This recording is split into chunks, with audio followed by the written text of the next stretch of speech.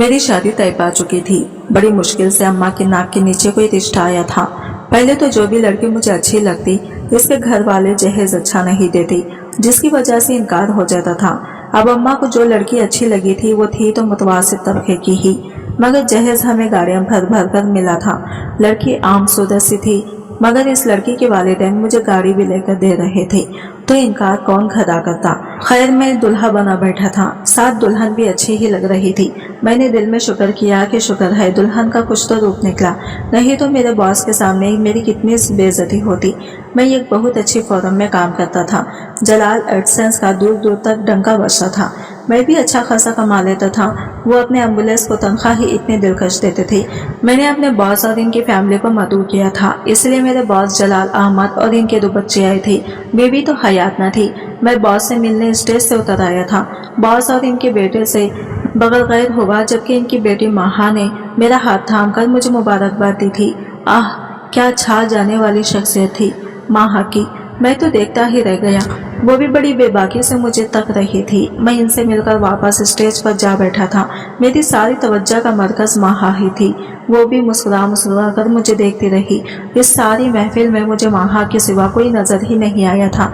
हमने आंखों ही आंखों में बहुत से फासले समेट लिए थे। तकरीब खत्म हुई। मैं स्टेज से नीचे उतरा तो माहा मेरा हाथ थामकर मुझे एक कोने में ले गई।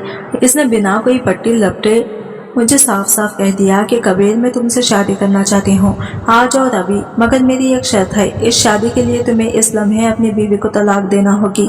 फैसला सोच समझ कर करना। वो इतना कहकर मेरा हाथ छोड़कर चली गई। मैं शरीर से शेषो बिंज में मुब्तला था। मैं चुपचाप अपने बेडरूम की तरफ बढ़ गया, जहाँ सजी सवरी से सहरिश बैठी थी। वो मुझसे शर्मा कर नजरें नीचे किए बैठी थी, जबकि मैं तो इस उलझन में था कि किसी के हक में फैसला करूं। मैंने तराजू में सहरिश के वालिदैन का दिया हुआ चंद लाख का जहेज रखा, तो दूसरे पल्ले में माहा की करोड़ों की जायदाद। फैसला साफ था, माहा का पल्ला भारी निकला। अब मैं ये सोच रहा था कि सहरिश से कैसे जान छुड़वाऊं कि सांबे मर जाए और लाठी भी ना टूटे। मैं बड़े गौर से सहरिश के सरापे का जायजा ले रहा था, जबकि वो मेरी नजरों को खुद पर पाकर मजीद समेटती ही जा रही थी। काफी देर मैं इसका जायजा लेता रहा। आखिरकार मेरी नजर इसके बदनुमा पाँव पर पड़ी। चेहरे और पाँव की रंगत में जमीन आसमान का फर्क था। हाथ भी वाजिबी से ही थे। उठो, मुंह धोकर आओ अपना। ये जो आटा मुंह पर मल रखा है इसको उतारो। मेरी आवाज पर इसने सर उठाकर मुझे बड़ी बेयकीनी से देखा था। आंखों में गिला था, शिकवा भी था, मगर मैंने नजरअंदाज कर दिया। समझ नहीं आई तुम्हें? जल्दी करो। वो बेचारी बड़ी मुश्किल से उठकर वॉशरूम में गई थी। इसने वहां अच्छी खासी देर लगा दी थी। जब वो आई तो इसकी आंखें सुर्ख अंगारा बनी हुई थी। वो अपनी हतक पर रोकर आई थी। मैंने फिर भी किसी किस्म की कोई रायत न बरती थी। मैंने इसे हाथ से पकड़ा और खींचता हुआ बाहर ले गया। बाहर अब भी मेहमान मौजूद थे। देखो देखो लोगों, मेरे साथ कितना बड़ा धोखा हो गया है। इतनी प्यारी दुल्हन दिखाकर मुझे ये सड़ा हुआ बैगन दे डाला इन लोगों ने। मैं इसको किसी तौर पर कबूल नहीं करूंगा। मेरी बातें सुनकर मेरी अम्मा घबराई हुई मेरे पास आई थी। ये क्या ड्रामा लगा रखा है? मैंने अम्मा के कान में कह दिया कि बॉस की करोड़ों की जायदाद और इसकी बेटी। अम्मा मुस्कुरा दी और बोली, करते रहो ये ड्रामा। मैंने एक भी लम्हे की ताखिर कैसे बिना सहरिश को तलाक दे दी। तलाक का लफ्ज सुनते ही वो बेहोश हो गई थी। आसपास के लोगों ने आगे बढ़कर इस पर पानी छिड़का था। तभी माहा आगे बढ़ी और बोली कि मैं तुमसे शादी करूंगी कबीर। सब लोगों को सांप सूंघ गया था। आखिर ये हो क्या रहा था? बॉस आगे बढ़े और बोले कि माहा, घर चलो। ऐसा हरगिज नहीं हो सकता। लेकिन इसने खुदरे बदतमीजी से अपने बाप का हाथ झटक दिया और बोले, मेरे मामलात में दखल अंदाजी मत करें। मैंने इस शाम बॉस की आंखों में उतर जाने वाली बेबसी को बड़े गौर से देखा था। इनकी आंखें भी नम हो चुकी थी, मगर वो चाहकर भी कुछ न कर पा रहे थे। माहा का भाई अली बाप को दिलासा दे रहा था। मेरा बॉस ने पता नहीं बेटे के कान में क्या पढ़कर फूंका था। वो आगे बढ़ा और बोला, चूंकि सहरिश की रुखसती नहीं हुई थी इसलिए इस पर इद्दत आयद नहीं होती। अगर सहरिश और इसके वालिदैन को एतराज न हो तो मैं इस सहरिश को वो इज्जत देना चाहता हूँ जो कबीर ना दे पाया। मेरा जी चाहा मैं अली के मुंह पर खून से बरसा दूं। इसकी हिम्मत कैसे हुई मेरी छोड़ी हुई लड़की को इस घर में बिया कर ले जाने की, जहाँ मैं जाने वाला था। सहरिश के वालिदैन को यह मौका गनीमत से कम नहीं लगा। उन्होंने झट से हाँ कर दी। यूं आइन फाइनन हम दोनों की निकाह हो गई। माहा वहाँ मेरी हुई और काली कलोटी सहरिश अली की। सब कुछ इतनी जल्दी में हुआ कि हर कोई हैरान सा था। वाकयात ने इस तरह पलटा खाया कि किसी को कुछ सोचने समझने का वक्त ही नहीं मिला था। यूं मैं जलाल अंकल का दामाद बन गया। घर दामाद कुछ रस्में हुई, इसके बाद मैं अपने कमरे में आ गया और सहरिश अली के कमरे में चली गई। मुझे नहीं मालूम अली ने इस रात सहरिश को कबूल भी किया था या नहीं। बस मुझे इतना मालूम था कि एक ही मुलाकात में महा मेरी दीवानी हो गई थी। वो मुझसे वादी सदके जा रही थी, मेरे नाज नखरे उठा रही थी। अगली सुबह मैं और महा बड़े खुशी खुशी से डाइनिंग हॉल में पहुंचे थे। हम दोनों खुशी से चहचहा रहे थे, जबकि अली और सहरिश पूजे पूजे से खामोश खामोश से थे। मुझे बहुत हंसी आई थी। आई बड़ी मेरा मुकाबला करने वाली। पहले नसीब तो मुझ जैसी लाती। मुझे जलाल अंकल से तौखा थी कि वो मुझसे कलाम नहीं करेंगे, मगर वो मेरे साथ बड़े नॉर्मल अंदाज में गुफ्तगू कर रहे थे, जैसे कल कुछ हुआ ही नहीं। इनकी हालत देखकर मैं साफ समझ गया था कि वो अपनी हट दरम बेटी के हाथ के कठपुतली हैं। और मजे की बात यह कि इनकी बेटी मेरी असील थी। अब वो वक्त दूर नहीं था जब मेरे भी शेयर्स इस अजीम बिजनेस में होने वाले थे। शादी के 2 हफ्तों के बाद मैंने ऑफिस ज्वाइन कर लिया था, जबकि अली तो वलीमे के बाद से जा रहा था। सहरिश हर लम्हा उदास रहती, पता नहीं क्यों, मगर इसकी उदासी मुझे बड़ा लुत्फ देती थी। मैंने नोट किया था कि महा मुझे सहरिश के सामने ज्यादा इज्जत देती है। मेरे लिए यह भी फख्र की बात थी। मैं नत नए कपड़े खरीद रहा था, सैर व तफरी के लिए कभी कहीं जा रहा था तो कभी कहीं। मेरी शख्सियत तो पहले भी जाज़ब नजर थी, मगर अब तो दौलत के रेल पैल ने मुझे मजीद निखार दिया था। लोग अब मुझे इज्जत की निगाह से देखते थे। आखिर में जलाल अंकल का दामाद जो था, इस दिन से पहले दिन बड़े खूबसूरती से गुजर रहे थे। मुझे नहीं मालूम था वो मनहूस दिन मेरी बरसात ही पलट देगा। तो हुआ कुछ यूं कि एक दिन मैंने सहरिश को बड़ा उदास सा पाया, जैसा कि वो अक्सर हुआ करती थी। मगर जैसे ही अली घर दाखिल हुआ, वो खिलखिला से उठी थी। अली भी इससे बड़ी गर्म जोशी से मिला था। फिर वो दोनों अपने कमरे में चले गए। मैं सोचता ही रह गया कि इनकी आपस में कैसे बन गई। सहरिश कैसे खुश नजर आ सकती है। खुश होने का तो सिर्फ मुझे ही हक है। मुझे ना जाने क्यों सहरिश से जलन सी हुई थी। रात गए जब वो कमरे से निकली तो सीधी किचन में घुस गई। मैं भी सबसे नजर बचाकर किचन में घुस गया था। वो चाय बना रही थी। सहरिश, क्या मिल गया तुम्हें अली के साथ शादी करके? तुम तो अपने जैसे किसी मिडिल क्लास लड़के के साथ ही बचती। फिर देखो ना, वो तुम्हें वक्त भी नहीं देता और ना ही तुम्हारा ख्याल रखता है। तुम जानती हो ऑफिस में इसका कितनी लड़कियों के साथ चक्कर चल रहा है। वो मेरी बातों को अनसुना करके चाय बनाती रही थी, यानी मैं तो कुछ था ही नहीं। इसने तो मुझे जवाब तक देना गवारा नहीं किया था। इतने में महा पानी लेने किचन में आ गई।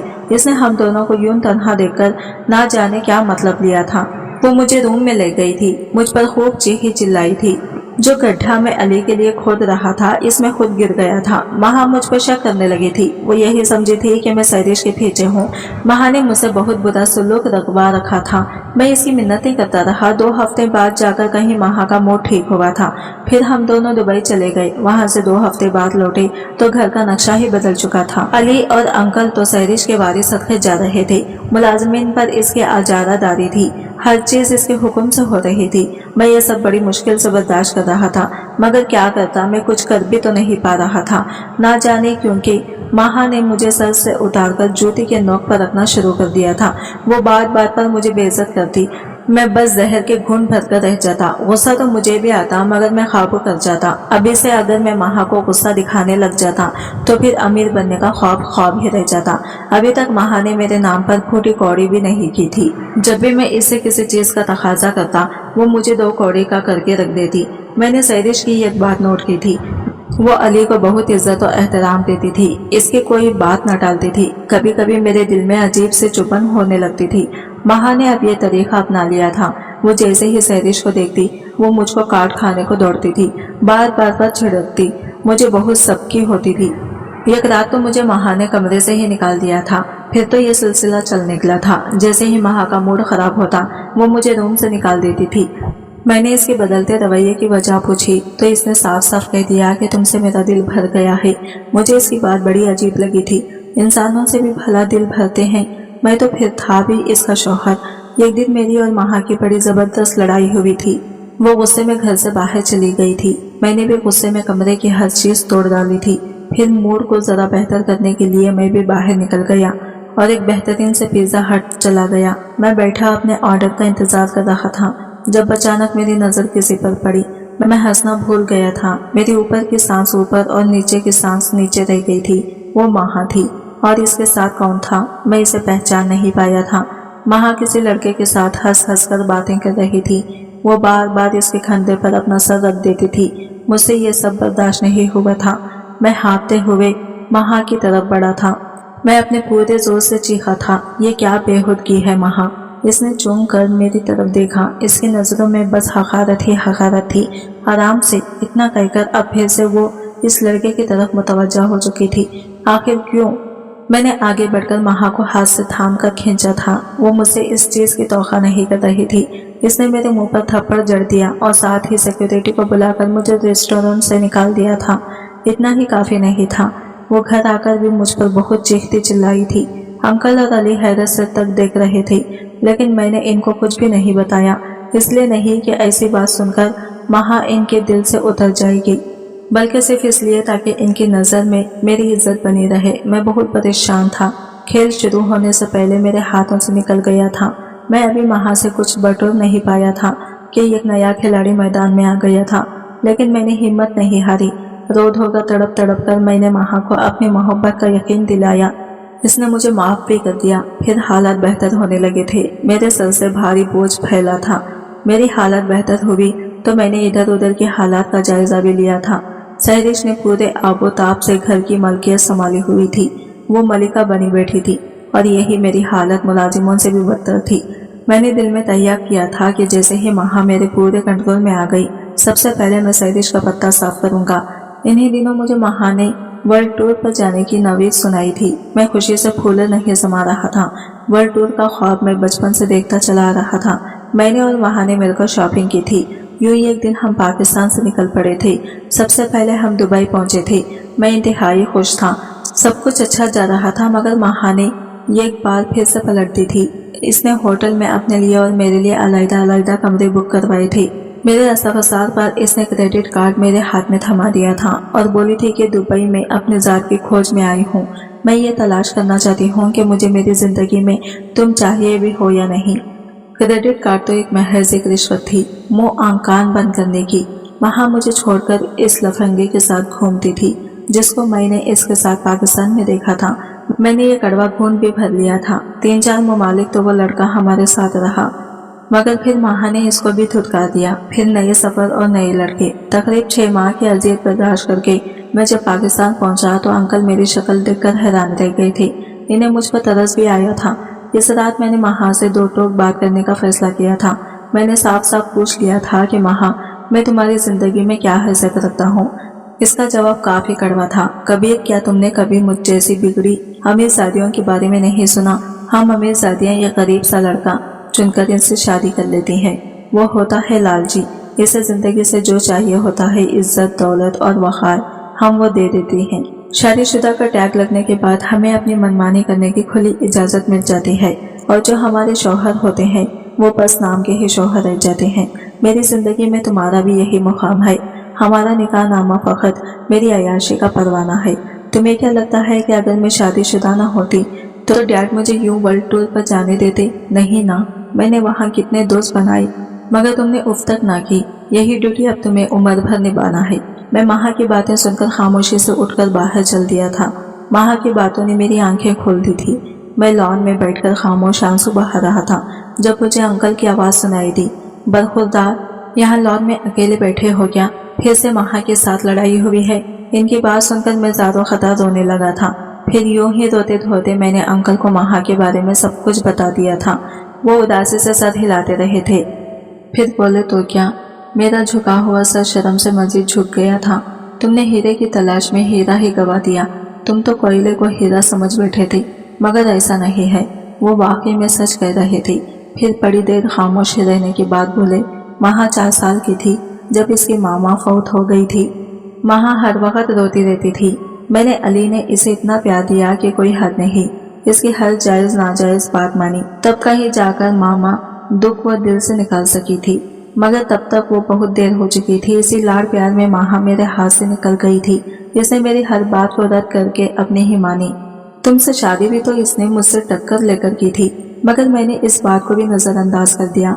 देखो, अगर तुमने इसका हाथ थाम ही लिया है तो ये सब बर्दाश्त करने के लिए तैयार हो जाओ बेटा, क्योंकि वहाँ सुधरने वालों में से नहीं है।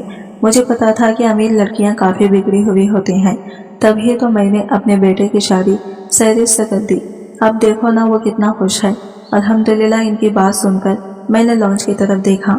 वहाँ सैरिश मलिका बनी बैठी थी, सब कुछ इसके हाथ में था। इसने अपनी अच्छाई से सबको अपना गिरवेदा बना लिया था और मैं ना घर का रहा था ना घाट का। हमारी शादी को साल हो गया था। मैं मजीद तन्हा, परेशान और डिप्रेशन का शिकार हो चुका था। माँ के वो ही मशागिल थे। वो नए नए दोस्त बनाती, इनके साथ घूमती फिरती, फिर इनको भी छोड़ देती। कभी मेरे साथ हंसकर बात कर लेती तो कभी मेरी दुश्मन बन जाती। मैंने एक फैसला कर लिया था। मुझे लगा था माँ मेरा फैसला सुनकर बहुत खुश होगी, मगर वो तो परेशान सी हो गई। इसने मुझसे फैसला बदलने को कहा, मगर मैं अपनी जिद पर अटल रहा।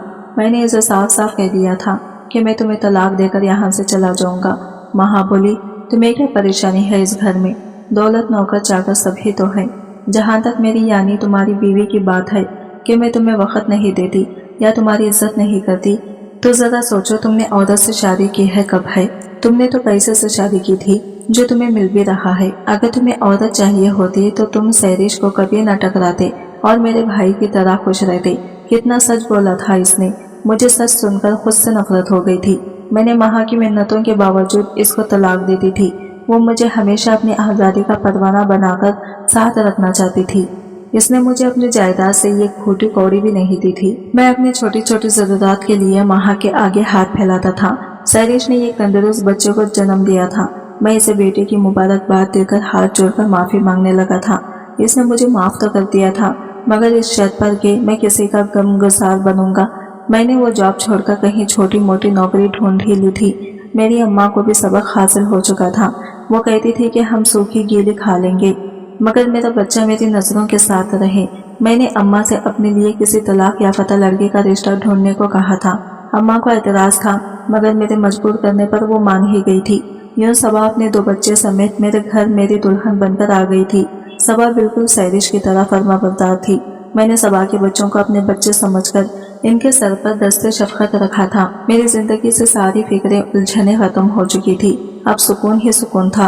आज की वीडियो कहानी आपको कैसी लगी कमेंट करके जरूर बताएगा, और वीडियो अच्छी लगी है तो लाइक शेयर जरूर कीजिएगा। हमारे चैनल को सब्सक्राइब करें फ्रेंड्स। मिलते हैं अगली वीडियो के साथ, तब तक के लिए बाय बाय, टेक केयर, अल्लाह हाफिज।